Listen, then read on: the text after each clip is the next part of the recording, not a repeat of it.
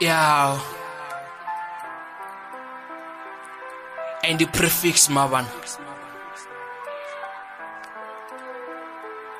Must be records and map city. Yo, mawe zorundo bashonisa tiko hana. Ngenda bana mwana ndiche mwana. Asuri nditofunesa basizana. Ndakori nditambe bosa bamwe batukana. Ndasongo ndodivudzo safedza chikolo. Na udipanga kazvikambi na dzisolo. Baba vodisa mumbudzo razvina muholo. Mari ndasaliche naho odimbudza chalo. Chikolo ndodisa mabhuku ndichibala. Some of the times lichichandisongolala. Baba ndolicha ngenda tofa zvikobala. Konani dzanga dzote dzopasa ndasala. Chava mwana ndi mubebi ndonohula. Usafunzeya zvambudziko nuhumbula. Ndingaba ndoita zvithu zvinji zvinodhura. But then mwananga mubuya hanga dotambula. Okay, I know uri ndovanyadzisa nga vatu. Ngenda kundova tsumbo kavanga varatu. Karabena roli na mulayo na katu. Kadisa panda mawe ufedza atyatu. Wamba sondu uri ndonetanga thoni. Hufitina changa ende atikoni. Atina chenda fara tina nabukoni. Songazo ndisanga veleli buchiloni. Mubuya angasitambure ndikatichira pano changoni.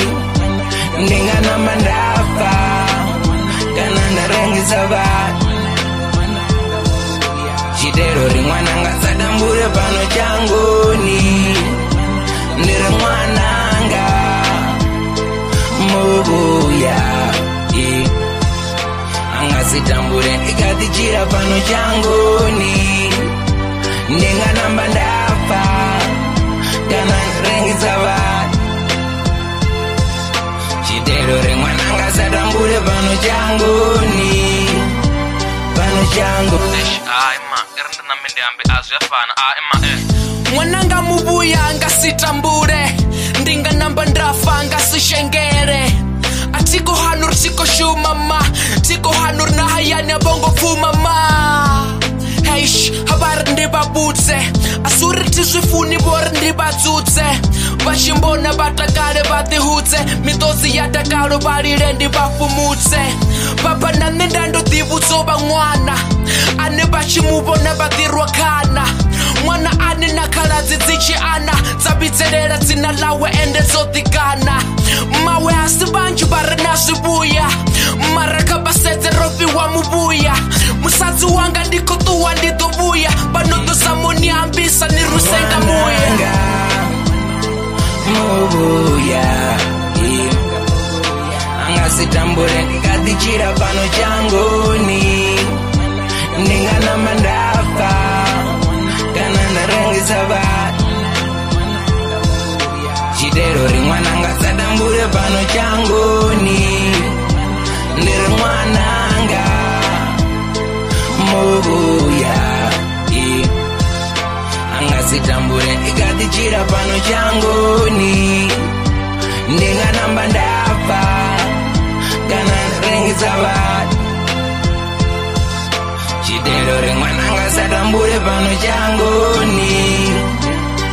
Mwananga mubuya angasitambure ndikatichira pano changoni. Ndinganamba ndafa kana ndarengisa vanhu. Chitero rimwana ngasadambure pano changoni. Ndiri mwananga mubuya angasitambure ndikatichira pano changoni. Ndinganamba ndafa kana ndarengisa vanhu. Chitero rimwana ngasadambure pano changoni. Pano changoni.